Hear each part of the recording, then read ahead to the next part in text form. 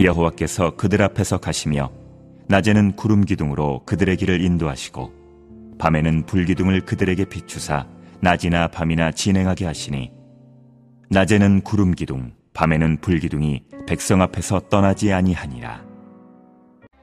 모세가 백성에게 이르되 너희는 두려워하지 말고 가만히 서서 여호와께서 오늘 너희를 위하여 행하시는 구원을 보라. 너희가 오늘 본 애굽 사람을 영원히 다시 보지 아니하리라. 여호와께서 너희를 위하여 싸우시리니 너희는 가만히 있을지니라. 여호와께서 모세에게 이르시되 너는 어찌하여 내게 부르짖느냐. 이스라엘 자손에게 명령하여 앞으로 나아가게 하고 지팡이를 들고 손을 바다 위로 내밀어 그것이 갈라지게 하라. 이스라엘 자손이 바다 가운데서 마른 땅으로 행하리라. 이때 모세와 이스라엘 자손이 이 노래로 여호와께 노래하니 일러스되 내가 여호와를 찬송하리니 그는 높고 영화로우심이요 말과 그 탄 자를 바다에 던지셨음이로다. 여호와는 나의 힘이요 노래시며 나의 구원이시로다. 그는 나의 하나님이시니 내가 그를 찬송할 것이요 내 아버지의 하나님이시니 내가 그를 높이리로다. 여호와는 용사시니 여호와는 그의 이름이시로다. 수요일날 왜 오십니까? 또 싱거운 질문을 박은태 목사가 하는데, 여러분 수요일날 와서 설교를 들으러 오시나요? 수요일날 여러분들 오는 이유는 수요일날 하나님께서 이 한 주의 중간에 여러분들을 부르시기 때문입니다. 설교를 들으러 오는 것도 아니고 오늘 이 시간에 하나님께서 여러분들 불러주셨기 때문입니다. 부르시는 이유는 하나님의 은혜로 채워주시기를 원함입니다. 그게 설교가 됐든 찬송이 됐든 예배하든 기도하든 그 가운데 하나님이 주시는 것 그가 하나 잡고 가시는 겁니다. 그래서 여러분들 이 수요일이 참 귀한 시간인데 감사하게도 수요일 예배가 점점 뜨거워지는 것 같아서요, 감사하고 여러분들 이 수요일 더 뜨겁게 우리가 주님 앞에 함께 예배하는 여러분과 제가 됐으면 좋겠습니다. 이제 대신방이 시작돼서 오늘 제가 점심때 한 가정을 신방을 하고, 그리고 어머니 기도회를 인도하고, 그리고 수요 예배를 인도하고, 그 다음에 목장 예배를 인도하면 오늘 하루 4번 하나님 말씀을 가지고 성도님들을 만나게 됩니다. 그러면서 제가 곰곰이 생각을 해봤죠. 하나님이 왜 나에게 이렇게 융당 폭격과 같이 말씀을 전하게 하시나. 그러면서 하나님이 저에게 한 가지 가르쳐 주시는 게 있더라고요. 박은태 목사야, 말씀을 전할 때도 네가 다 전하는 것처럼 토시 하나 빼놓지 않고 쓰는 것도 좋다마는 내 자리는 좀 비워다오 라는 그런 하나님의 음성이 들리더라고요. 우리가 살아갈 때 하나님 자리 없이 살아갈 때 얼마나 많습니까? 그렇죠? 내가 다 할 수 있는 것처럼 살아가면 그게 무슨 의미가 있습니까? 하루하루 살아갈 때 하나님의 자리를 비워놓을 수 있다면, 하나님, 이 자리는 하나님의 자리입니다, 들어오셔서 주님께서 채워주시지 않으면 제가 안 됩니다 라는 믿음의 고백이 우리에게 있어야 될 줄 믿습니다. 그래서 저는 오늘 이 수요일날 하나님의 자리 많이 비워두고 설교하려고 합니다. 여러분들 옆 사람에게 좀 인사 좀 했으면 좋겠습니다. 이렇게 권면해 주시죠. 옆에 뒤에 분에게 하나님의 자리 비워두셨습니까? 인사하지 마시고 하나님의 자리 비워두셨습니까? 네. 이건 질문하면서 우리 성도님들에게도 스스로에게 오늘 질문해야 될 질문입니다. 여러분들, 사람들은요 흔히 우리의 인생을 광야 같은 인생이라고 합니다. 광야 같은 인생. 참 맞는 말인 것 같습니다. 인생이 모든 사람들에게 광야 같은 것 같아요. 그래서 우리 주위의 모든 환경은 우리가 건조하고 메마르게 하며 목마르고 굶주리고 피곤하게 합니다. 여러분, 오늘 예배 드리시면서 이 성전의 자리에 앉을 때 한숨이 푹 나오는 성도님들 계셨죠? 그것은 우리가 광야 같은 인생을 살아가고 있기 때문에 그렇습니다. 육신이 지치고 마음이 내려앉으며 영혼이 피곤합니다. 삶의 현장에는 언제나 위험이 도사리고 있고요, 어떻게 처신하고 어떻게 일을 진행해야 할지 막막하여 빠져나갈 길이 전혀 보이지 않을 때가 있습니다. 아무도 도와주는 사람이 없지요. 아무도 도와주는 사람 없으니 사막의 한복판 가운데 나 홀로 서 있는 것 같은 때가 참으로 많이 있습니다. 난리와 난리의 소문이 끊임없이 들려오고 일들이 마음과 뜻대로 되지 않고요.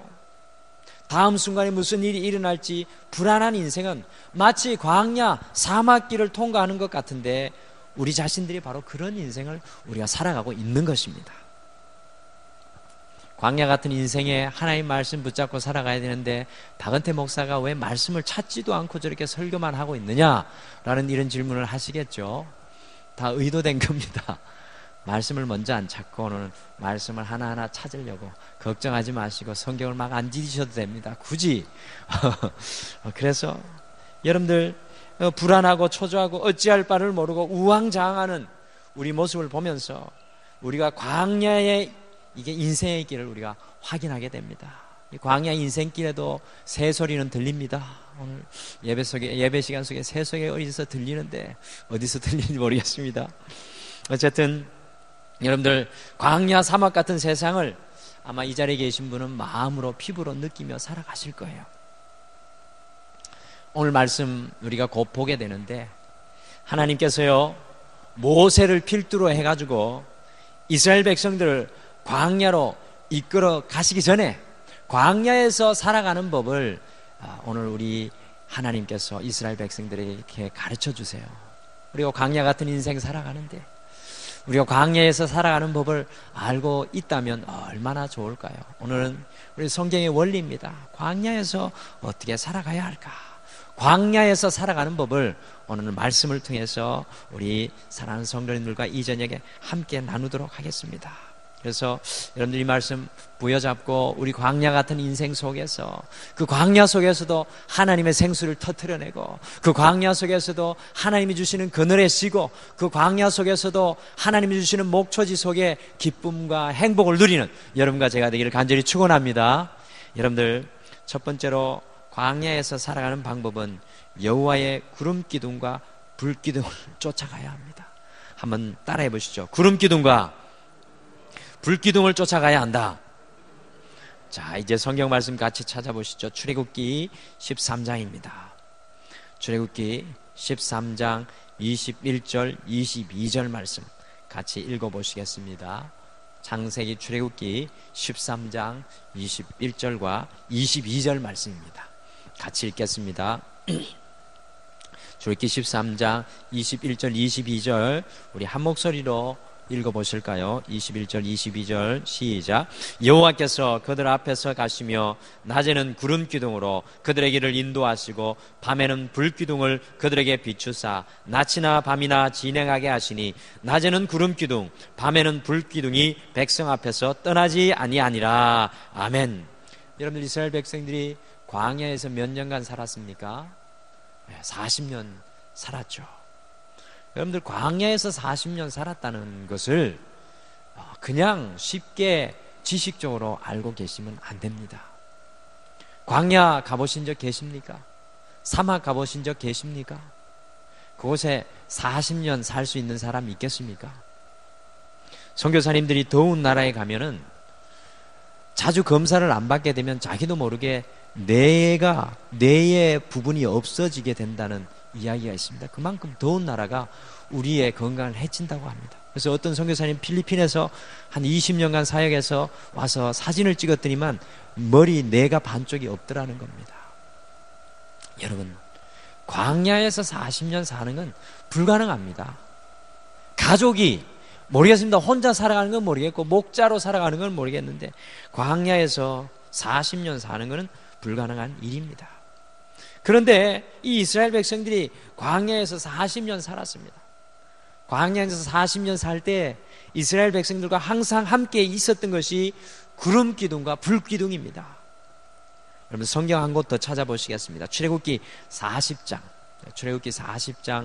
36절에서 38절 말씀입니다. 출애굽기 40장 36절에서 38절 출애굽기 맨 마지막입니다. 146페이지입니다. 한번 이것도 같이 한번 읽어보실까요? 36절부터 38절까지입니다. 시작.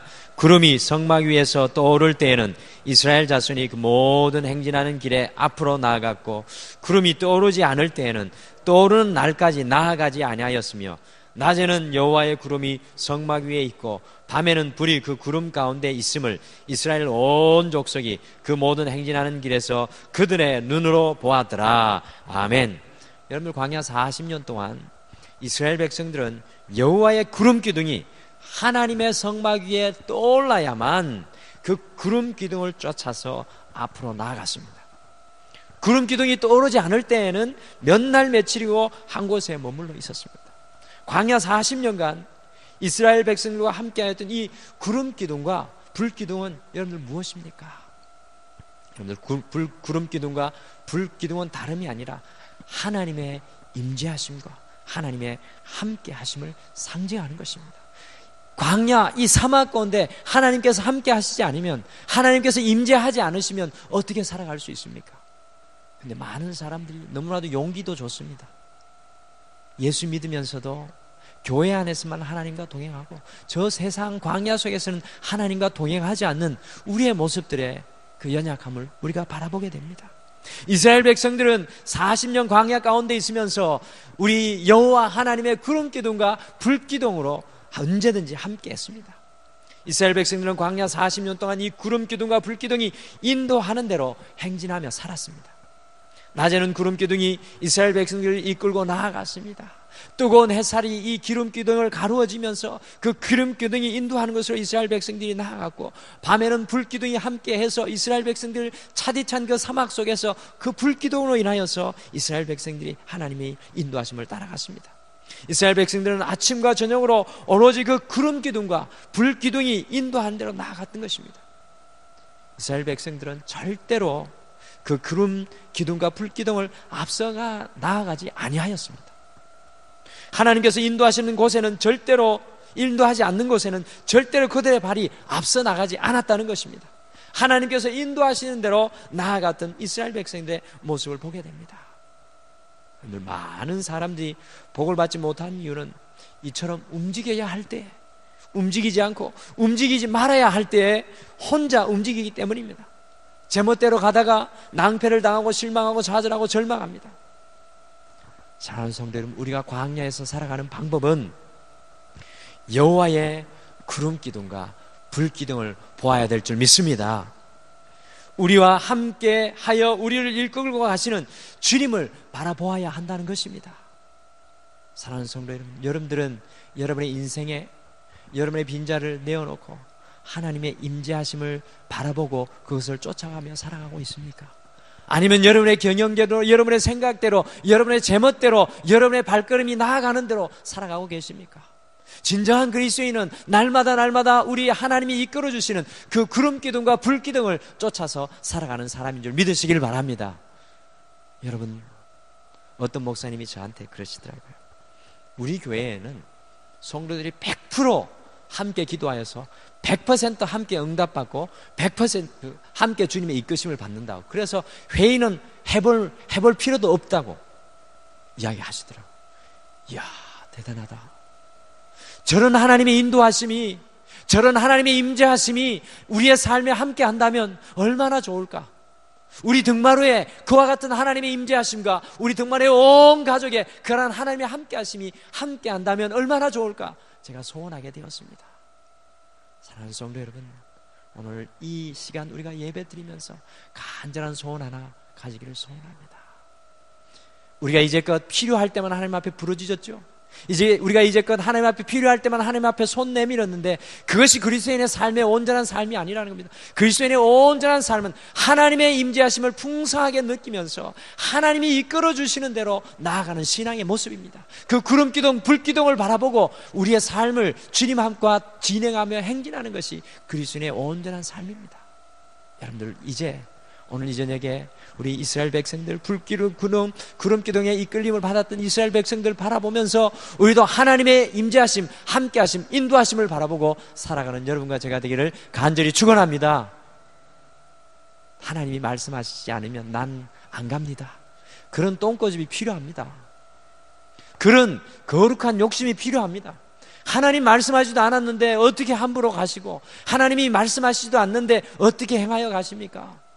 여러분, 하나님의 역사는 하나님이 나를 인도하여 가시는 그곳에 순종할 때 일어나는 줄 믿으시길 바랍니다. 제 어릴 적 친구가요, 저와 함께 신학교를 가려고 하였습니다. 그런데 저희를 가르치셨던 목사님께서 아무리 봐도 그 친구에게 목사의 소명이 없는 것 같다고 저한테도 말씀하시고 그 친구에도 말하는 겁니다. 근데 그 친구는 너무 신학교에 가고 싶은 거예요. 왜 그랬는지 몰라요. 아마 제가 지게 메고 가니까 자기도 지게 메고 신학교를 가고 싶었는지 신학교에 지원을 했어요. 신학교에 지원을 했는데 나사렛 대학의 문턱이 그렇게 높지 않았는데 그 친구가 그만 탈락하고 말았습니다. 근데 그 친구가 하나님의 임재하심을 그 순간 보고 하나님이 어디로 이끌어 가시는지 보고 그의 인생을 보고 따라갔어야 되는데 그냥 자포자기하고 그의 인생을 놓아버립니다. 근데 지금 40이 넘은 지금 이때까지 그 친구가 자리를 잡지 못하고 결혼 생활에 실패하고 하나님의 임재하심과 하나님이 인도하시는 것을 바라보지 못할 때 그의 인생이 정말로 어렵게 되는 것을 보게 되었습니다. 사랑하는 성도 여러분, 하나님께서 인도하신 곳으로 가겠다는 결단이 필요합니다. 하나님의 구름기둥과 불기둥을 우리는 바라보고 살아가야 될 줄 믿습니다. 그곳에 하나님께서 채워주시는 복이 있으며 은혜가 있습니다. 오늘 광야 인생길을 살아가는 우리는 하나님의 구름기둥과 불기둥을 보아야 합니다. 한번 따라 하시죠. 구름기둥과 불기둥을 보고 살아가자. 두 번째로 광야에서 살아가는 방법은 하나님 안에서 재충전되는 삶을 살아야 합니다. 따라 보십시오. 하나님 안에서 재충전되는 삶을 살자. 여러분들 보십시오. 이스라엘 백성들이 광야로 진입하는 입구에서부터 구름기둥과 불기둥을 바라보고 곧 하나님의 인도하심을 바라보고 행진을 합니다. 그런데 그들 앞에 홍해라는 큰 문제가 그들의 행진을 가로막아 버렸습니다. 더욱이 이집트 바로왕의 그 군대 600명이 정예 전차부대가 사망의 모래 폭풍을 일으키면서 이스라엘 백성들을 뒤를 추격해오고 있습니다. 하나님의 임재하심과 인도하심을 따라서 여호와의 구름기둥과 불기둥을 바라보고 행진하였던 이스라엘 백성들은 순식간에 그들이 바라보았던 구름기둥과 불기둥에서 그들의 시각이 그들 앞을 가로막았던 홍해를 바라보고 그들 뒤를 따라오던 바로왕에게 그들의 시선을 빼앗겨버렸습니다. 광야에서 살아가는 우리는 아무리 하나님만 바라보고 살아가려고 해도 우리를 흔들어 놓는 문제들이 한두 개가 아닙니다. 여러분들 하나님 바라보시고 살아가려고 얼마나 노력하십니까? 기도에 무릎을 꿇으려고 얼마나 노력하십니까? 겸손해지려고 노력하는데 그렇게 못하는, 우리를 그렇게 못하게 만드는 문제들이 한두 개가 아닌 것입니다. 그래서 우리는 금방 하나님을 바라보고 가던 길에서 벗어나게 됩니다. 두려워하게 됩니다. 염려하게 됩니다. 하나님을 바라보던 우리의 믿음의 눈은 온데간데 없고 어찌할꼬 걱정만 연발하게 되는 우리의 모습을 바라봅니다. 우리 모두의 너무나도 보편적인 신앙의 모습입니다. 이와 같은 문제를 모든 성도들이 다 경험하게 됩니다. 목사도 자유로울 수 없습니다. 문제가, 염려가 다가오면 하나님을 인도하심을 바라보던 그 시선을 잃어버리고 염려와 문제를 바라보고 발을 동동 구를 때가 저도 너무나도 많습니다.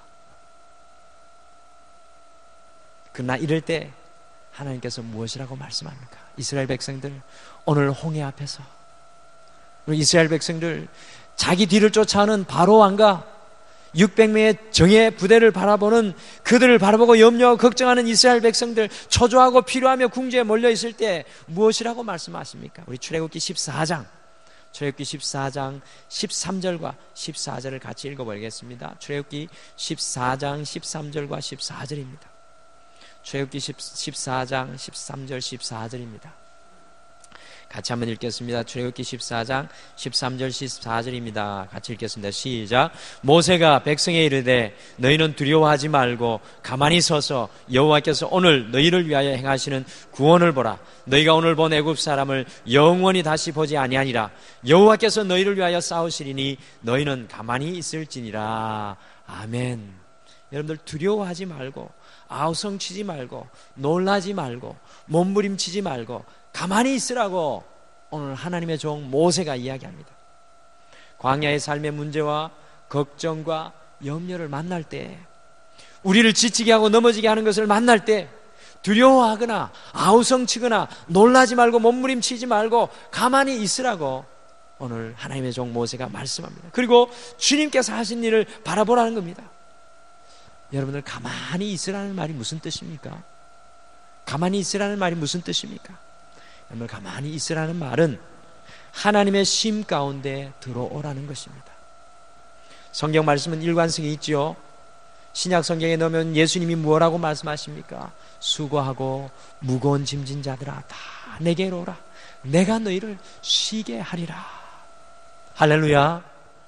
수고하고 무거운 짐진 자들아 다 내게로 오라. 내가 너희를 쉬게 하리라. 광야의 삶 속에 문제를 만나 지친 우리들에게 당신의 품으로 두 손 활짝 벌려 우리 예수님께서는 우리를 초청하십니다. 하나님 안에서 쉼을 얻으라고 말씀합니다. 하나님 안에 재충전을 얻으라고 말씀합니다. 하나님께서 온 세상을 다 만드신 이후에 몇째 날에 인간을 창조하셨습니까? 몇째 날에 인간을 창조하셨죠? 여섯째 날. 그럼 여섯째 날에 하나님이 무슨 일을 하셨습니까? 일곱째 날, 여섯째 날 지나고 일곱째 날에 하나님 무슨 일을 하셨죠? 쉬셨습니다. 그러면 인간에게 첫째 날은 어떤 날입니까? 안식일. 여러분, 그래서 이스라엘 사람들의 첫째 날은, 주중의 첫째 날은 월요일이 아니라 주일입니다. 안식일입니다. 여러분들, 우리 하나님의 백성들에게 첫째 날은 바로 주님이 주시는 안식의 날입니다. 광야에서 문제와 염려를 만나고 넘어갈 수 없는 어려움을 만날 때 우리는 하나님의 품으로 달려나와야 합니다. 가만히 하나님께 나와야 합니다. 하나님께서 하시는 일을 볼 수 있어야 합니다. 하나님 안에 쉼을 얻을 수 있어야 합니다. 문제와 염려를 만났을 때, 우리가 지치고 넘어졌을 때 우리는 모든 것을 멈춰야 할 때입니다. 혹시 이 자리에 우리 사랑하는 성도님들 가운데 지치고, 그리고 홍해와 같은 문제를 막다뜨리고, 그리고 뒤에 바로의 정예 군사들이 쳐들어오는 것 같은 그와 같은 어려움 가운데 있는 우리 성도님들이 계십니까? 여러분들, 가만히 계시고 주님이 주시는 쉼 가운데로 들어갈 수 있는 여러분들 되시길 바랍니다. 이 수요일 날이 주님이 여러분들 재충전하시는 날인 줄 믿으시길 바랍니다. 주님의 쉼 안에 들어가는 날이 오늘 이 저녁입니다. 광야에서 살아가는 방법은 우리가 문제와 염려를 만날 때 우리가 가는 길을 멈추고 주님 안에서 쉼을 누리는 것입니다. 여러분들, 주님 안에 쉼을 누리고 계십니까? 진정껏 주님이 주시는 쉼을 누리고 계십니까? 주님이 주시는 쉼을 경험하고 계십니까? 모르시는 것 같아요. 주님이 내게 주시는 그 쉼의 기쁨을 아실 수 있어야 합니다. 이게 신앙의 깊은 비밀입니다. 언제든지 내가 지치고 힘들 때 주님이 주시는 그 쉼, 주님이 주시는 그 재충전, 우리의 핸드폰의 배터리가 다 닳았을 때 전기를 꼽고 그것에 연결하였을 때 그 핸드폰이 충전되는 것처럼 주님, 언제든지 주님 앞에 내가 연약하고 힘들 때 주님이 주시는 쉼을 누릴 수 있는 우리 신앙의 자세가 되어야 합니다. 내가 지치고 힘든데도 주님이 주시는 쉼을 누릴 수 없다면 나의 신앙에는 뭔가 문제가 있는 것입니다. 혹시 이 자리에 하나님 안에 쉼이 필요한 분들이 계십니까? 세상이 주는 쉼이 아니라 주님께서 새롭게 충전하여 주시는 힘으로 충만하여 주시기를 간절히 축원합니다. 재충전의 은혜를 경험할 수 있어야 합니다. 이 광야 같은 삶을 살아가기 위해서는 날마다 재충전이 필요합니다. 여러분들, 세 번째로 광야에서 살아가는 방법은 믿음의 한 발걸음을 옮겨 놓으며 살아가는 것입니다. 따라해 봅시다. 믿음의 한 발걸음을 옮겨 놓자. 여러분들, 우리가 가만히 서서 주님께서 베푸시는 구원의 은혜, 재충전의 은혜를 경험하여야 할 때가 있고요, 또 우리가 앞으로 나아가야 할 때가 있습니다. 출애굽기 14장 15절 말씀, 출애굽기 14장 15절 말씀입니다. 함께 읽어보시죠. 출애굽기 14장 5절 말씀입니다. 같이 읽겠습니다. 시작. 여호와께서 모세에게 이르시되 너는 어찌하여 내게 부르짖느냐? 이스라엘 자손에게 명령하여 앞으로 나아가게 하고. 여러분들, 그 앞에 뭐가 있습니까? 홍해가 있지 않습니까? 하나님이 쉼을 주시고 이스라엘 백성들이 어디로 가라고 합니까? 거칠게 굽이치는 그 홍해, 마치 건널 수 없을 것 같은 그 홍해를 향하여서 한 발자국을 내어 디디라고 합니다. 믿음의 한 발자국을 내어 디디라고 합니다. 쉬운 일이 아닙니다. 하나님께서 나아가라고 말씀합니다. 우리의 쉼은 앞으로 나아가기 위한 것이지 한정없이 쉬는 것을 의미하지 않습니다. 주님께서 우리에게 명령하십니다. 봉사를, 섬김을, 참여를, 투쟁을, 그리고 우리의 헌신의 한 발걸음을 우리 주님께서 요구하시는지 모르겠습니다. 하나님께서는 우리에게 홍해로 나아가기를 원하십니다. 많은 사람들이 그저 홍해 앞에서 서서 두려워하고 있습니다. 절벽 앞에 서서 어찌할 바를 모르고 발을 동동 구르고 있습니다. 그러나 우리가 믿음의 한 발걸음을 옮겨 놓을 때 그것은 놀라운 하나님의 역사가 일어나게 되는 줄 여러분들 믿으시길 바랍니다. 이스라엘 백성들이 홍해 향하여서 믿음의 한 발자국을 옮겨 놓지 않았다면 홍해는 갈라지지 않았을 것입니다. 여러분들, 우리 교회에 하나님께서 믿음의 한 발자국을 옮겨 놓으라고 하십니다. 어떤 믿음의 한 발자국일까요? 여러분의 가정에 하나님께서 말씀하십니다. 믿음의 한 발자국을 옮겨 놓으라. 여러분의 가정이 어떤 믿음의 한 발자국을 옮겨 놓아야 합니까? 저는 모르죠. 여러분들은 아실 겁니다. 여러분들 자신이 어떤 믿음의 한 발자국을 옮겨 놓아야 합니까? 저는 목사로 이 등마룻교회에서 어떤 믿음의 한 발자국을 옮겨 놓아야 할지 분명히 압니다. 저도 그 홍해 앞에서 두렵게 떨고 있는 한 사람일지 모르겠습니다. 그러나 저는 주님 의지하여서 그 믿음의 한 발자국을 옮겨 놓겠습니다. 할렐루야! 여러분들은 어떻게 하시겠어요? 여러분의 가정 위하여 따라해 봅시다. 믿음의 한 발자국을 옮겨 놓자. 이거 안 되면 안 됩니다. 오늘 설교 아무리 들어도 이거 못 하시면 안 돼요. 오늘 여러분의 삶의 현장에 돌아가서 여러분을 묻고 여러분을 두렵게 하고 여러분을 어렵게 하는 곳에서 믿음의 한 발자국을 옮겨 놓지 않는다면 하나님의 역사는 그곳에 나타날 수 없습니다. 여러분의 삶의 현장에 돌아가셔서 여러분들의 믿음을 보일 수 있는 여러분들 되시길 바랍니다. 내가 깨어지고 부서져야 한다면 여러분들 깨뜨리시길 바랍니다. 여러분들이 손해봐야 된다면 여러분들 손해볼 줄 아는 여러분들이 되셨으면 좋겠습니다. 앞날이 아무것도 보이지 않는 불안한 것 가운데도 우리의 믿음의 한 발자국을 옮길 수만 있다면 하나님께서 놀라운 길을 열어주실 줄 믿습니다. 제가 영국 갈 때 늘 말씀드리면 1200만 원 갖고 갔습니다. 1200만 원 가지고 가면 보통 사람은 3개월도 못 살 겁니다. 근데 저희는 6개월을 살아냈는데 1200만 원을 다 쓰고 하나님 8년간 빚 없이 살게 하셨습니다. 보이지 않을 것 같은데 믿음의 한 발자국 옮겨 놓으니까 길이 술술술술 열리더라고요. 여러분들에게도 그런 역사가 일어날 줄 믿습니다. 여러분들 광야로 살아갈 때는, 광야 이 세상 가운데 살아갈 때는 믿음의 그저 한 발자국, 두 발자국도 아닙니다. 두 발자국 나아가면 교만입니다. 믿음의 한 발자국 그저 옮겨 놓을 때 그곳에 하나님의 역사가 일어납니다. 많은 사람들이 욕심이 많으세요. 두 발자국, 세 발자국, 네 발자국, 다섯 발자국. 등마룻교회 한 발자국 나가야 되는데 어떤 성도님들은 벌써 10발자국을 보는 분이 계십니다. 그러면 안 돼. 한 발자국. 그래서 그 한 발자국 옮겨 놓았을 때 하나님 역사하시는 것에 만족할 수 있어야 합니다. 여러분들, 남은 한 3일 동안은 할 수 있는 것이 바로 이겁니다. 믿음의 한 발자국. 마지막 광야에서 살아가는 방법은 하나님을 날마다 찬양하며 살아가는 것입니다. 한번 따라 합시다. 하나님을 날마다 찬양하자. 여러분들 창세기 15장 집에 가서 읽어보십시오. 창세기 15장 모세가 이집트 왕에게서부터, 이집트 군인들에게서부터 이스라엘 백성들을 이 홍해를 갈라가지고 구원해 주셨을 때 모세가 하나님 앞에 찬양하는 최초의 찬양입니다. 성경 속에 나오는 최초의 찬양이라니까요. 아주 긴 찬양, 멋있는 찬양. 여러분들 읽어보시고 싶지 않으세요? 집에 가서 한번 읽어보십시오. 이 모습을 보게 되면 여러분들 놀라운 모습들이 발견됩니다. 먼저 우리 출애굽기 15장 1절에서 3절까지만 한번 읽어보실까요? 출애굽기 15장 1절에서 3절 말씀. 이 모습 속에 모세가요 얼마나 성숙했는지 우리가 금방 보게 됩니다. 같이 1절에서 3절 같이 읽겠습니다. 시작. 이때 모세와 이스라엘 자손이 이 노래로 여호와께 노래하니 일렀으되 내가 여호와를 찬송하리니 그는 높고 영화로우시며 말과 그 탄자를 바다에 던지셨음이로다. 여호와는 나의 힘이시오 노래시며 나의 구원이시로다. 그는 나의 하나님이시니 내가 그를 찬송할 것이요 내 아버지의 하나님이시니 내가 그를 높이리로다. 여호와는 용사시니 여호와는 그의 이름이시로다. 아멘.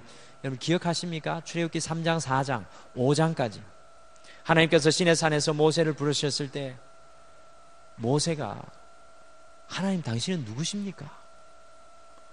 정말 어처구니 없는 질문을 하는 모세의 연약한 모습을 봅니다.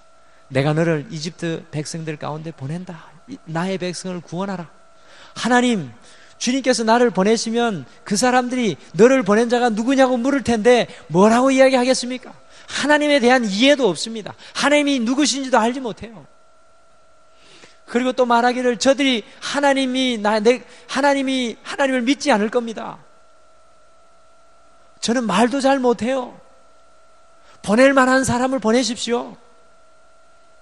그런데 이 모세가요, 하나님과 함께 이 이집트의 10가지 재앙을 다 나타내고 홍해를 가르는 역사를 나타내고 오늘 비로소 모세의 고백, 출애굽기 창세기가 아니라 출애굽기 15장의 말씀에 모세의 신앙이 성숙한 모습을 봅니다. 여러분들 그 고백을 보면 1절에 보십시오. 모세가 내가 여호와를 찬송합니다. 첫 번째 고백입니다. 여호와를 찬송합니다. 주님만 찬송할 것밖에 없다는 것입니다. 2절 보시면 여호와는 나의 힘이시며 노래시며 나의 구원이십니다. 출애굽기 3장과 4장을 비교해보면 여러분들 얼마나 많이 달라진 모세의 모습을 볼 수 있습니다. 하나님만 찬양하고 높이겠습니다라고 고백합니다. 3절에 여호와는 용사시요 여호와 곧 스스로 있는 자가 하나님의 이름이십니다. 당신은 누구십니까? 라고 고백했던 모세, 여기서 여호와는 하나님이십니다. 스스로 계신 분이십니다. 용사이십니다. 여러분들 광야의 삶 가운데 우리는 때로는 성공의 삶을 이루어냅니다. 그리스도인들은 모든 순간에 하나님께 찬양을 올려드리는 사람들입니다. 하나님을 높이는 곳에 생명력이 있습니다. 하나님을 찬양하는 그 삶 속에 하나님의 능력이 나타나게 됩니다. 우리는 이 광야 같은 세상 속에 살면서 우리의 입술에 찬양이 끊어져서는 안 될 것입니다. 여러분들 이 자리에 아주 오랫동안 성가대로 봉사하시는 분 계시죠? 그분들은 특별한 축복을 받으신 분입니다. 하나님의 입술을 주일마다 강제적으로 찬양하잖아요. 근데 하나님을 찬양한 것은 주일에 그치는 것이 아니라 우리 평상시에 더욱더 흘러넘쳐나야 됩니다. 설거지할 때 찬양하십니까? 청소할 때 찬양하십니까? 운전할 때 찬양하십니까? 여러분의 가정 속에 하나님의 찬양이 울려 퍼지고 있습니까? 여러분들 광야 속에는 하나님의 찬양이 울려 퍼져야 될 줄 믿습니다. 제가 어느 날 목회를 하면서 너무나 힘들었을 때 성도님들 다 차량 운행해주고 집으로 돌아오는 길에 여호와는 나의 힘이시오 나의 능력이시오 나의 권능이시라는 그 찬양을 듣고 운전하며 돌아올 때 제 마음속에 하나님이 주시는 놀라운 은혜가 임하더라고요. 광야 속에는 찬양이 넘쳐나야 됩니다. 여러분들 찬양 CD 없는 분들은 이 가을을 맞이해 하나씩 사시고 여러분들 입술 속에 찬양이 넘쳐나게 여러분들 삶 가운데 찬양으로 충만하게 채워나가는 여러분들 되시길 바랍니다. 광야 같은 이 세상 속에 하나님 앞에 드려지는 찬양은 음료와 같습니다. 우리는 오늘 광야 같은 삶을 살아가는 인생들입니다. 우리는 어떻게 이 광야 같은 세상에서 살아가야 할까요? 날마다 여호와의 구름기둥, 불기둥 곧 하나님의 인도하심을 바라보며 살아가야 될 줄 믿습니다. 하나님의 구름기둥, 불기둥, 하나님의 인도하심을 바라보고 살아가야 될 줄 믿습니다. 그리고 지치고 힘들 때마다 주님 안에 힘을 얻고 재충전 얻는 주님이 채워주시는 그 힘을 우리 안에 채우고 살아야 됩니다. 그리고 하나님께서 보여주시는 그것을 향하여 믿음의 한 발자국을 옮기며 우리는 살아가야 합니다. 마지막으로 날마다 하나님을 찬양하며 우리의 메마른 삶 속에 하나님의 생명수로 채워나가야 될 줄 믿습니다. 여러분들 광야 같은 삶 이번 한 주도 살아갈 때 이스라엘 백성들과 같이 살아가는 여러분들 되시기를 간절히 축원합니다. 우리 찬송 하나 하실까요? 찬송가 371장입니다. 찬송 371장. 이 찬양 우리 같이 찬송하시면서 여러분들 이 광야 같은 이 세상을 살아가는 우리인데요, 왜 하나님께서 이스라엘 백성들을 광야로 이끌고 갈 수밖에 없었겠습니까? 그것은 광야 아니면 이스라엘 백성들이 하나님을 만날 수 없기 때문에 그렇습니다. 여러분들 광야 같은 인생을 살아가는 것은 하나님이 우리를 만나시기 원하시는 하나님의 뜻인 줄 믿으시기 바랍니다. 그리고 이 광야 속에서 오늘 우리가 말씀 들었던 것들을 생각하면서 그대로 좀 우리도 실천하면서 믿음에 특별히 한 발짝으로 옮겨 놓는 여러분과 제가 되기를 소원합니다. 우리 구주여 광풍이 일어 불어 이 찬양 같이 찬송하시고 잠깐 기도하시고 예배 마치겠습니다. 구주여 광풍이 일어. 구주여 광풍이 불어 큰 물결이 일어나 온 하늘이 어둠에 쌓여 피할 곳을 모르니 우리가 죽게 된 것을 안 돌아봅니까? 깊은 바다에 빠지게 된 때 주무시려 합니까?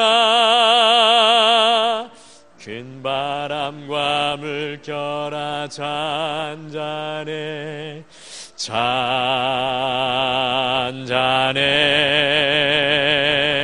사납게 뛰노는 파도나 저 흉악한 막이나 아무것도 주 편안히 잠들어 누신 배 뒤엎어놓을 능력이 없도다. 주 예수 풍파를 그치죠. 잔잔해 잔잔해 주 예수 풍파를 그치죠. 잔잔하라. 우리 3절 찬양하겠습니다. 사나운 광풍이 자고 큰 물결이 그치니 그 잔잔한 바다와 같이 내 마음이 편하다.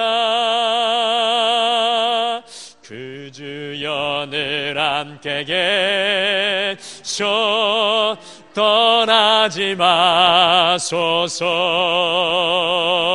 복되나 그의 즐거이 가서 그 언덕에 쉬리라. 큰 바람과 물결아 잔잔해 잔잔해 사납게 뛰노는 파도나 저 흉악한 막이나 아무것도 주 편안히 잠들어 누신 배 뒤엎어놓을 능력이 없도다. 주 예수 풍파를 그치죠. 잔잔해 잔잔해 주 예수 풍파를 그치죠. 잔잔하라. 우리 이 시간 잠깐 기도하기를 소원합니다. 우리의 인생에 이 광야와 같은 인생길을 걸어가는 곳에 주님이 우리와 함께 하십니다. 풍랑이 일고 여러 가지 많은 삶의 어려움이 우리에게 닥칠지라도 주님이 그곳에 우리와 함께 하는데 우리는 너무나 두려워할 때가 많습니다. 오늘 이 시간 하나님 앞에 함께 기도하지 않으시겠습니까? 하나님, 주님의 자리를 비워놓겠습니다. 주님 안에 쉬겠습니다. 주님 안에 쉼을 주시옵소서. 주님 믿음의 한 발자국 옮겨놓겠습니다. 주님, 날마다 나의 삶이 전체가 주님을 찬양하는 삶 되게 도와주시옵소서. 우리 주님 앞에 잠깐 믿음의 고백 올려드리겠습니다. 다 같이 기도하겠습니다. 사랑의 하나님.